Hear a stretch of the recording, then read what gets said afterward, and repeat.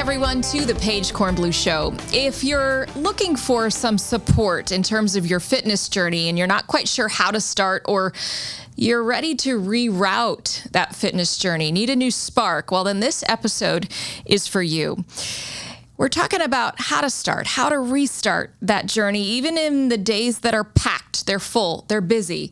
We are going to break down what actually works when it comes to weight loss, building strength, and staying motivated through life's busiest seasons.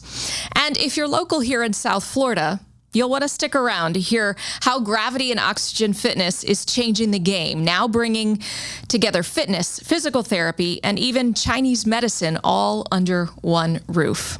We're also going to take you through my personal fitness journey. I'm going to do a bit of a reboot this summer, this fall, and into next winter because it is a long-term plan. And my guest today is Paul Christopher. He's a co-owner of Gravity and Oxygen Fitness. He's coached everyone from elite athletes to busy parents and business pros, and he's here to help us all move better, feel better, and live longer. My guest today is Paul Christopher, PC. Hello, in PK. The house. PC and PK, here we are. Thanks so much for your time and your dedication. I mean, I even usually I'm the one sending show notes, but today, PC, you can tell, organized and ready to go, our coach with notes. iPad in hand and ready to go for, yes, preparation. I always like to begin in something like this is, how do we begin, right? Many people are pros. They are athletes, whether they've been athletes professionally or personally. But then there's many people who want to be, but they feel like their life is so full. What do you say to that? Well, first, let me express gratitude for having me on again. Yeah, of course. Thank you so much. Yes. These are always fun and informational to the consumer out there. So someone is not a pro, but they want to be. How about just being the best version of yourself? I love to say that we can't make Johnny jump like Michael Jordan, but what we can do is try to make Johnny jump as high as Johnny can. Now, replacing Johnny's for, people who are career execs, moms, anybody, right? It's being the best version of yourself, your personal alpha within your own shell. So if we're having realistic expectations, that's a good starting point. So if we want to be a pro physically, since this is a conversation about exercise and wellness, correct? Maybe starting with time. It's the most valuable commodity. You said that many of us don't have enough time. Well, do you have time to die? Do you have time to have a hip fracture when you're only 60 years old? Do you have time to have high levels of stress or poor resting heart rate? Well, health is wealth. So make the time and you will be abundant beyond belief. How about that? Put it into your schedule, right? Make that a priority. Of course. You've trained elite athletes. You continue to weekly at G&O, Gravity and Oxygen Fitness in downtown Boca Raton. Or as you mentioned, business folks, moms and dads and teachers and, young from... What age would you say start? I mean, we have the full gamut. Right. Our main avatar probably of clientele is that 35 to 70 mix, those who are true investors of their wellness. But a lot of them have offspring who are teenage athletes. So yes, it may sound glamorous that I've worked with, pro athletes, and one just won the Stanley Cup this year. And, but I take joy with the people who have those non-trophy yielding rewards. The person who had a stroke, who can now walk better, who can now grip a utensil with their hand, the person who had gross instability but now feels more stable being alone and doesn't need the requirement or liability of another person. I take equally satisfaction in those customers beyond just the high-end athletes. Those are glamorous things, the glamorous clients. But the iceberg effect is, what did it take to receive those clients? And it's still working with your everyday consumer, and that is the common citizen here in Boca Raton, regardless of age, gender, ability, or income. What do you say to folks? Okay, we've talked about now, making sure it's part of our schedule, our life, our lifestyle moving forward, or wherever you're starting. But in terms of the mindset, right, and the habits, what's your guidance on that? So they always say famously, it takes 21 days to change a habit. And we've had programs where we try to do nutrition coaching over the course of that, New Year's transformation programs that are 6 weeks, trying to instill some level of consistency. One suggestion would be to start early in the morning. Win the day by perhaps being part of the 5 a.m. club. We know that there is no phone calls in the office at 5 a.m. There perhaps is not a child awake to ask for breakfast yet or needing to get dressed for school. There is not distraction from 5 TVs being on in your household. So you could earn the day by taking care of yourself and investing in your time first things first. Love that. Yes. And the 5 a.m. club, there's even books about it, right? So you don't, but you get the gist. It's get up and go. Right. If you ask me, do I have more clients at 6 a.m. or 6 p.m.? 6 a.m. And those are the ones that understand the need for championing your day early. What about in terms of being intimidated, right? To start, intimidated to walk into any gym in this country, this world, hotel gym, that first, even if you're a gym regular, like I love fitness classes, but sometimes I freeze when I get into a hotel. It's a new space, right? Something like that. There's a performance anxiety of being in a social setting. So the first day is probably the most abundant first step you could take, especially if you're going to a big box gym such as an LA Fitness, a Y2, a Planet Fitness, EOS, any of these places, right? Because you may internally feel like the light is being shined on me the moment I walk in. Whoa, this person is an apple among oranges. They don't belong here. They're the fish out of water. But really, that's not what's happening. It's just the persona and the environment we've self-created. So I think breaking barriers in that first day really is half the battle. Our facility, we're more boutique, small. Our fitness studio itself is about 1,500 square feet. But there still can be a performance component of, okay, I'm taking my first group class. Everyone in here knows the pattern of a class. It starts off with a foundation warm-up, and then we get our heart rate up, and then we know the board. So that is a big leap to take, even in a boutique setting, such as a group class, whether it be Orange Theory, F45, CrossFit, a yoga class. Am I going to perform and not look like a clown in front of other people? So it's getting over those neuroses first, and those are the mountains you can first climb, and then really the level of comfortability and success can begin. Talk about the well-roundedness, right? Because we say, oh, I should be running, or I'm a walker, or the importance of a little bit of everything. Mm-hmm. Okay, societal level. Let's talk about the basic triumvirate of what everyone should be doing. Sure. A lot of shoulds. It's like your uncle saying, you know what you should be doing with your money, son, right? Yeah. 8 hours of sleep, eating whole foods, drinking plenty of water, right? And walking. So 1 and 1A are drink more water. If you think you're drinking enough, drink a little more. And then get out there walking.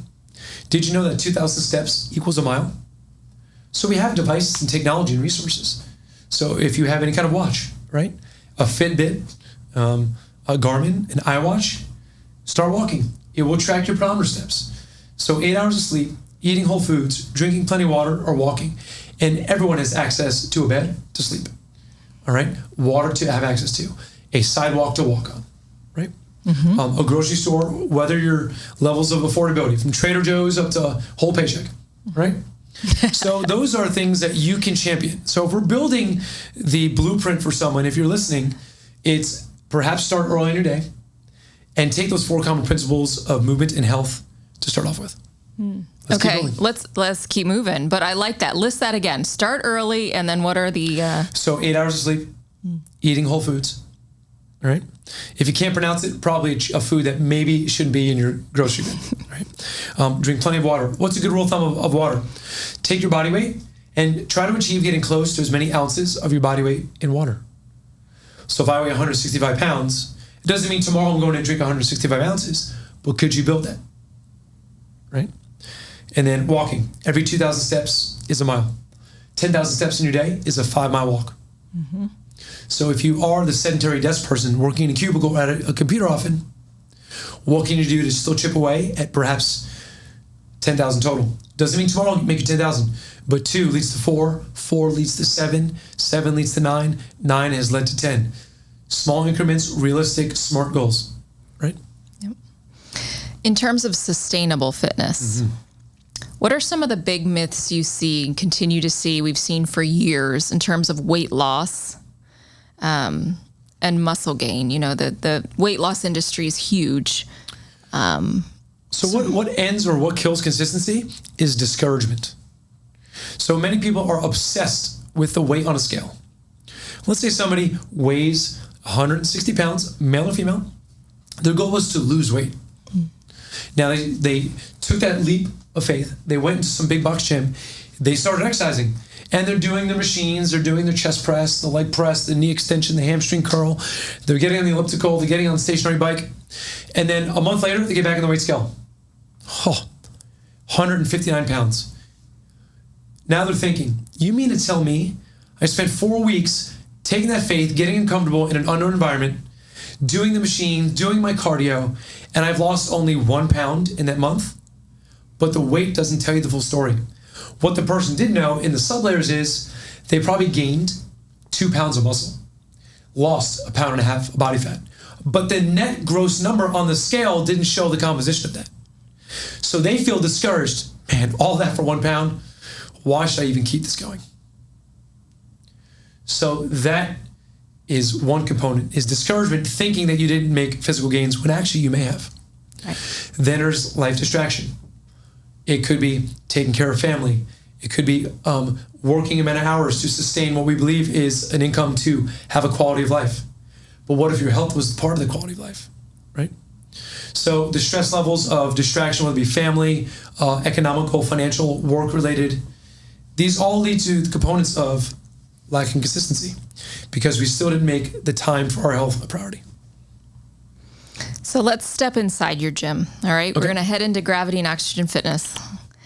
Take us through, because that's kind of how you start with a client, right? Is some of the basics, the nitty gritty, and the education and the measurements before you even start a workout. Correct. Now, we're not trying to poke and prod someone into being a lab rat, right, but we do believe in certain essential biological numbers. So the first thing we'll do is a health questionnaire. We'll go through that goes through everything from have you had psoriasis, migraines, hernias, any chest pains during exercise, any surgeries, any fractures, everything from orthopedic to gastrointestinal. We'll go through the full health questionnaire. Then we'll go through your exercise profile. What is your history? If you've had success doing exercise in the past, what was it? Maybe it was riding bikes with your kids. Maybe it was walking. Maybe it was working out in a gym in college. What are your barriers to success? We look at everything. What is your nutrition profile? Because the greatest workout can never defeat a poor diet. Shall I repeat that, friends? Yes. The greatest workout can never defeat a poor diet. So we go through the medical questionnaire, the exercise history, the nutrition profile. Then we'll do something simple as, what is your resting heart rate and your blood pressure? Simple vitals. So that will easily give us some simple information. Is your resting heart rate an 80 beats per minute, or is it 59? That alone is going to tell me how hard does your heart have to work to pump the same amount of blood to the rest of the body. Blood pressure, systolic and diastolic. Then we have in our office a really cool fancy machine called your in-body composition test. You stand on it barefoot, no metal on your body, take off your watch and your earrings, put your hands on the leads, put your feet on the platform. Now, this test that pumps electricity through your body that you don't feel is going to give us a ton of information, all right? The signal runs through lean body tissue at a different speed or rate than it does through adipose excess reserve tissue, or what we call fat. Okay. Once that simple device is done, over 15 seconds, you don't feel a thing, it prints out a report. And that report tells us a lot of great information. How much of your body weight is actually good water, H2O? What is your lean body mass? What is your body fat mass in poundage? So now we're breaking that 160 down into subsections. Okay, your water, your H2O plus your lean body mass equals skeletal muscle mass. So I love to look at that number. How much skeletal muscle mass do you have in percentage of your overall body weight? So if I weigh 165 and I've got 85 pounds of muscle, over 50% of my body weight is good lean skeletal muscle mass. The stuff that pumps, the stuff that contracts, the stuff that burns calories for energy. Pretty good percentage. We have clients who come in who are closer to like 33, 35%. So only 1/3 of their body weight is actual lean tissue that's burning calories even at rest. We look at the ratio of their skeletal muscle mass and their body fat mass. So if that 160 pound person has 60 pounds of muscle, but they've got 43 pounds of reserve fuel fat. There's still more muscle than fat, but the ratio is more like 1 to 1.25 muscle to fat ratio. So look at these ratios. We look at percentage of your lean tissue to overall body weight. We look at what's called segmental lean analysis. Where do you hold your muscle tissue in the 4 or 5 different area codes of your body? Your upper left and right torso area, your actual center core, and your lower body. Every number below 100% is an opportunity. We need to add more muscle to your legs, or to your core, or to your upper body. So we get so much information from simple numbers like this. Now we're getting a better story of your 160 pounds. Got it. And then we might retract that person 8 weeks, 12 weeks on the road. So even though they only went to 159, listen, Jason, you added 3 pounds of muscle and you lost 2.3% body fat. What you were doing is working. Right. You are winning. Yes, because we looked at the sublayers more than a weight scale. You're winning. It's quite a science. This is not an easy task. Right. But, Your heart rate dropped 8 beats per minute. Yeah. Your blood pressure went from mild hypertension of 140 over 95 to 130 to 82. Great. Your vitals are improving. Yeah. What gets measured gets managed. Yeah, absolutely. You are incorporating some new great components to your gym, your facility, and making it more of a wellness collaboration, a wellness space in many different ways. Explain kind of some of the new entities that you're incorporating. I'd be happy to. So since our last conversation, we were primarily group classes and personal training. And we still had nutrition coaching as well. I realized after a decade of what we're doing, I wanted to personally pivot or adapt our model. I recognize if you look at the extrinsic factors and intrinsic factors, East Boca Raton has become very crowded with group fitness entities. And also you throw in a third-party complicator like ClassPass, which is similar to Airbnb or Uber for our industry. So I knew that I wanted a greater purpose than just doing those because the swimming pool was getting awfully full. What are some components of health that other facilities don't have? Well, I've had an amazing referral collaborative with a very well-known physical therapist locally, and then also with acupuncture.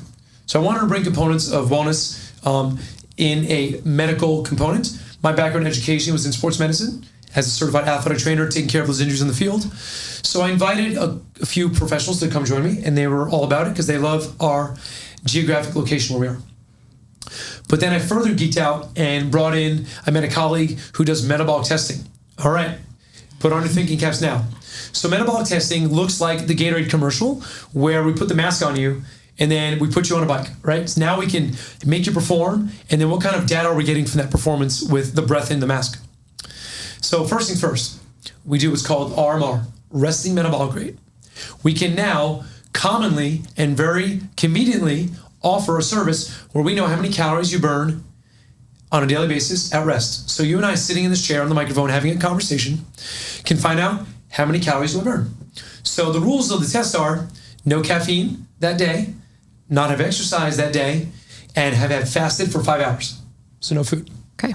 So we sit you in a chair just like this at rest. We put the mask on you. Now we're asking you to breathe in and out for about 20 minutes. In the breath, there's debris of carbohydrates and fat. So what you've eaten is now coming out in microscopic bubbles in your breath. So not only can we find out how many calories you burn on a daily basis, but what is the percentage of your burn from a macro standpoint?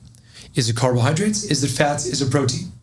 Now, we would like optimally to have a higher percentage of calorie burn through fat. That means you're using your reserve fuel efficiently.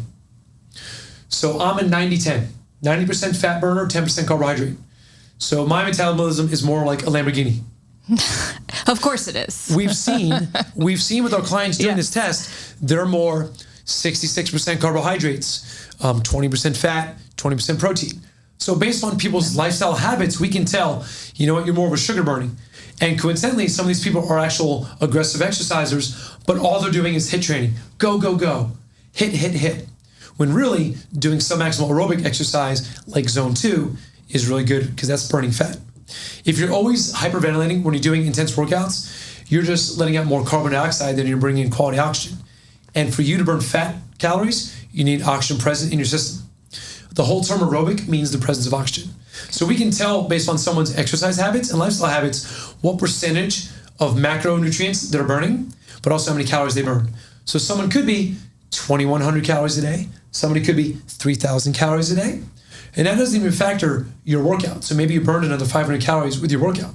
All we're getting is your caloric burn every day at rest. Okay. Once you've done that test, we then allow you to have some food. Have a food bar, have a coffee. Then we do your performance test. So we use a treadmill or a bicycle, and we will set 9 different levels of intensity on that set equipment, starting at something just above your resting heart rate, and then getting to a point where your rating of perceived exertion is that it's so intense I can no longer continue. At that point, test is over. From that information of the different levels of your heart rate, we're looking at what point do you feel you can no longer continue, and now you've gone from efficient fat burning, crossing over to a cliff, and now you're just burning sugar carbohydrates. And at that point, the test is over. We take that data from our software, and now we can measure your VO2 max. Now understand, listen clear here, everybody. Your VO2 max score is one of the top indicators of your life longevity. No lie. It's one of the top 5 indicators of your personal health. How healthy is your cardiopulmonary system? We have at Gravity and Oxygen that test. Wherever you live, whether in Nebraska, Connecticut, California, find a place that does metabolic testing, whether it be a medical clinic or a gym, because you will find out one of the 5 indicators of how long are you possibly going to live, your VO2 max score. And when you get that, that's your prescription. That's your credit score of your cardiopulmonary health. Right. Yep. And from there, we then can offer services of cardio coaching. So with our device for RMR, your resting metabolic rate, we lead to nutrition coaching. For your performance VO2 max test, leads to cardiovascular coaching. So we can design programs and do services for either division based upon using the same equipment for 2 different tests. Remarkable. Yeah. We have that now. So physical therapy, acupuncture, and metabolic testing. Talk about acupuncture and why it's important to, I've never been a client or a, I don't know, what do you call yourself when you're so they are Chinese medicine doctors, right? I just have never experienced it. Yes. So for those of us that's a new component to the wellness space. Well, I'm going to give you what I know without getting into the deeper levels, because I would allow the other experts, perhaps that we have on the show, be able to explain their professional craft. Absolutely. So in Asia, in China, your acupuncture doctor is your primary care physician. If you've gotten sick, then perhaps they did something wrong. They're all about preventative.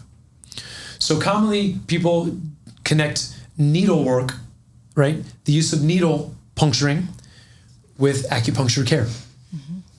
When they're looking at many things, they're looking at the color and health and texture of your tongue. They're looking at your nail health. They're looking at perhaps the texture and color of your skin.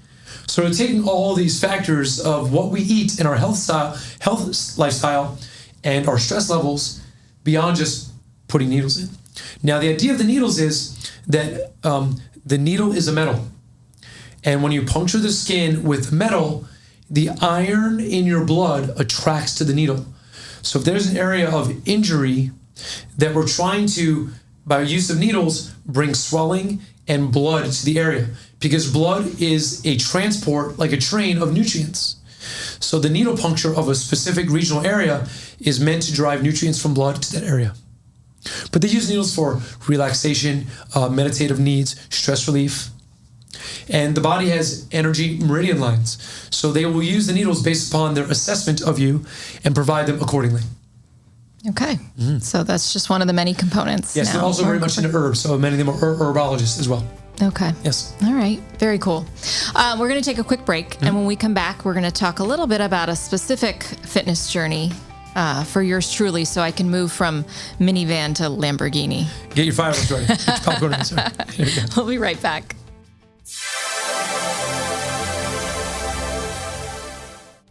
Welcome back, everyone, to the Paige Kornblue Show. I am joined by special guest Paul Christopher from Gravity and Oxygen Fitness in downtown Boca Raton, but really speaks to all of us on all of our fitness journeys. I always like to say, whether you're here or up in Connecticut or California or anywhere in this world, because it's important to all of us. And, it does, absolutely. Yeah. As we just touched on you're going to New England. I just came from, right? And so I still traveled with my health. So on the Long Island Sound, I had it was calm waters, it was chilly waters. I saw that as an amazing opportunity to go for a swim. So I did my mile swim from one end of the Crescent Beach to the other end. So that was my way of taking inventory and personal accountability for my health being away from home.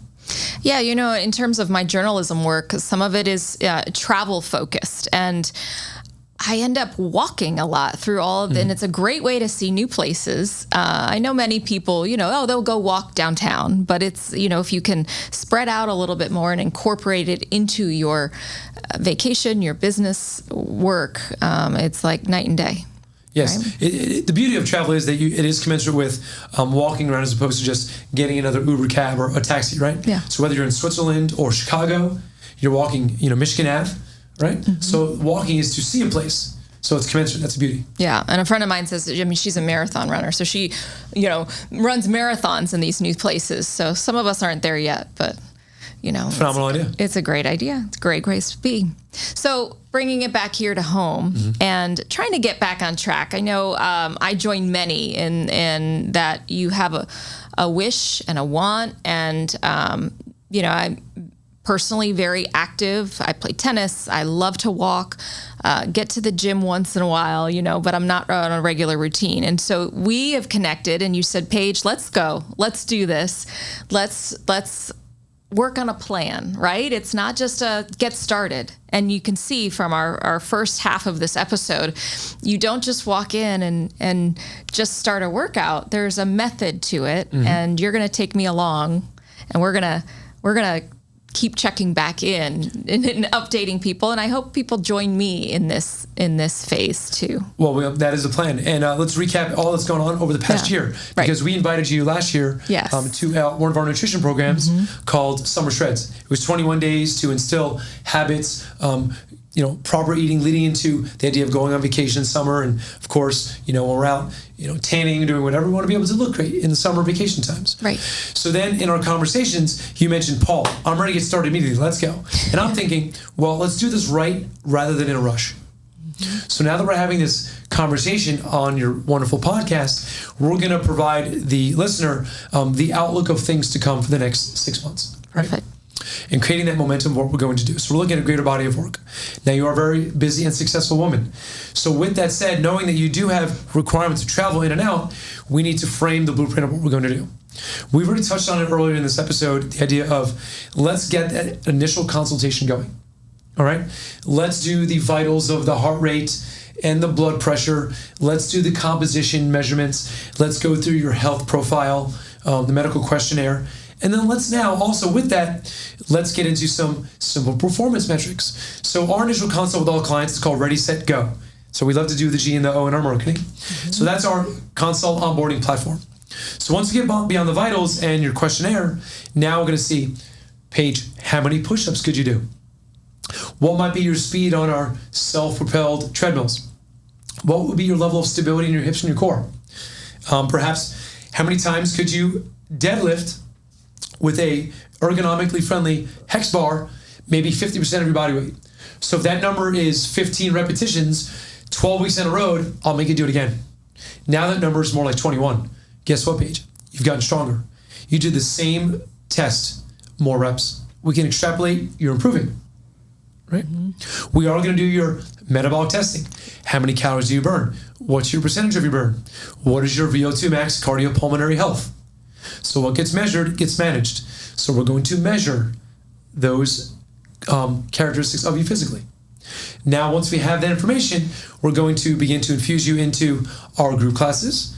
Our classes alternate days and ideas of strength and cardio, thus the gravity and the oxygen. Okay. We are going to expose you to some one-to-one sessions to adhere and focus on quality of form of basic lifts. We will align you with nutrition coaching. Let's take a look at a food log of 3 days. Let's break down the content of those 3 days, and then let's set the parameters of, the water intake, looking at perhaps planning your meals, right? Preparing, right? The content. Our principles when it comes to nutrition are the quality of your food. Next level up in that pyramid is the quantity of your intake. Next level up is the timing of your meals. And then on top of that, supplementation. Supplementation does not mean substitution. So if the bottom three are taking care of themselves, less need for the top of the pyramid. So we'll have you aligned with that. Then what I really thought of as I was designing this conversation is the idea of accomplishment. So there's working out, Paige, and then there's training. What the heck is the difference? Working out is, okay, I'm going to get some lifts in, I'm going to do some cardio, I'm going to walk my pedometer steps, and I'm going to check some boxes and say I exercised. Training is the specific means to an end to achieve something. So if I said, Paige, we might let's look at all the 5Ks in South Florida in the next 6 months. When's the last time you ran a 5K, right? When's the last time you ran a mile? Or there's many fitness competitions, something such as DECA or High Rocks, right? So let's look at you accomplishing something physically. Maybe it's going to Machu Picchu and going to Peru and climbing to that peak. Tying in travel. Let's do that when my kids go to college. Okay. So, but if we're thinking big picture, maybe right. It's like going to the Tetons in Wyoming. Love it. So it's going to Asheville. Yeah. I'm going to hike Mount Mitchell in Asheville. Something, right? Something. Yeah. We're going to big goals. We're going to collectively choose an accomplishment, and you will do it. All right, listeners, as our witness, you will do it. Okay? I will do it. Cool. Yes. And it's baby steps. It's like, and it's working with you and scheduling, right? And for, I know I have many behind me and with me that are, caregiving, shuttling kiddos all day long, working, I'm planning the Boca Raton Bowl all fall, like priorities that have been, but this is one that is for us, right? For myself. It's time for you. Yes. And so I find the coach, and then, you work in all of the specifics. Mm-hmm. Absolutely. Yeah. Yep. And the journey will be televised. The journey will be televised. Whew. Yeah. I have walked a 5K recently for the record. Great. And jogged one. You're very philanthropic, so probably something philanthropy based. Of course. Yeah. Yeah. So big things, but there's a lot more, and you can run those. Yes, and I do have proof. We are neighbors, so I have proof that I see you in the neighborhood walking. That's right. Yeah. I know. So what else? I mean, what do you say? I like to use in this example my fitness journey, putting it out there, right? Because we can always be better every day. Mindset is such a big component. Mm-hmm. So walk me through, like, as coach. What do you say to me and to so many others listening out there? So I have a client now that I've started working with for the past 3 weeks. His name is Tom. Let's call him Tom. Sure. Right? And Tom is a workaholic. We're talking close to 100 hours a week. Good family guy, has, children, the whole thing, but works. He asked me one day if I could work with him 6 a.m. on a Sunday. I'm thinking, wow, boundaries, right? Mm-hmm. So that means he had already been at work on Sunday at 4:30 in the morning. Wait, what? You're at work on Sunday at 4:30 in the morning, and then you want to come see me at 6 a.m. So I have boundaries. So I'll see you at 8 a.m. Right? But in our beginning sessions, he's recognizing the fate of his workaholicness over the past 10, 15 years. The lack of mobility, the diminished endurance when I gave him a simple cardio, arthritic knees. So he's beginning to not perseverate, but recognize the lack of time he's made for his own health. So I try to tell him, listen, stop looking back. You're not going that way. So this is a marathon, not a sprint. Between myself and my team, we're going to platoon to make sure you succeed. So in the initial assessments and consultations of seeing his mobility of his spine, I took pictures of his mobility or lack thereof. And already he's recognizing, even just this morning when I worked with him, wow, I can turn my spine more now without my leg rising up with me to follow. Yes, Tom, that's correct. So he is self-realizing personal improvements. So we can't perseverate on the past. There was time to be critical of yourself, but if you've now made the choice to take care of yourself, you've made that choice. So maybe that's the biggest success you made, right? So now let's keep looking forward, and now we'll keep building. So I recognize that some of my team has certain superpowers that I don't possess. So I expose him to those superpowers that they have that I don't. So the team collective is going to help Tom and other people who walk through our doors succeed. So stop looking back. You're not going that way. Yeah, go forward. What else? What else have we missed? Was there anything else that you wanted to express or share at this point in kind of our big project here? We need a name for it, don't we? You know what? Perhaps when we speak again, we'll have a good name for it. We will. We will. As our hope is to have a little series here of this conversation of your journey and bring in some of our partners that are that we've talked about today. Absolutely. As far as anything I want to add, if you are there if I pique your interest as far as becoming an informed consumer of your wellness, then re-listen to this episode. Think about what I mentioned about metabolic testing. What should your resting heart rate be? The primal needs of 8 hours sleep, whole food diet, drinking plenty of water. I said 2,000 steps is a mile. If you can be given those little beginning knowledge nuggets that are the foundation for any health, then you've taken, you didn't make these 45 minutes of listening to Paige's podcast a waste of your time because you're using these tools. There is easier access to information for anything in this world now than ever before. ChatGPT, AI. Yeah. How do I learn to do more push-ups? ChatGPT it, right? Where is the nearest place for VO2 max testing within a 5-mile radius of where I live? So if you live in St. Louis, find a place that's metabolic testing in greater St. Louis.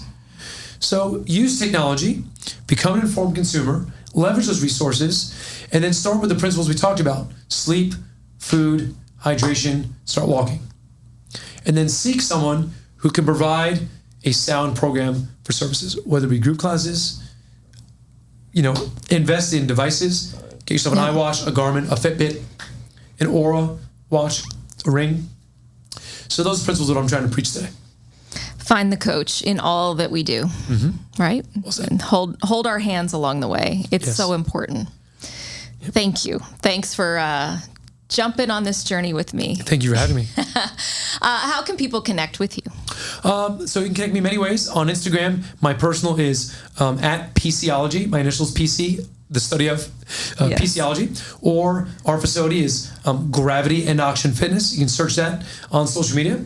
Our website is gravityandoxygen.com. Those are the primary ways you can find our website, find us, or find me. Easy. And I'll put all the links on my website, paigekornblue.com. I always say it's Paige with an I and Kornblue with a K. So we'll be following along there and on my Instagram at Paige Kornblue Media. Thank you for your time and all of your expertise. Gratitude and thank you. All right. Well, let's get to work. Let's do it. Until next time, everybody. Cheers.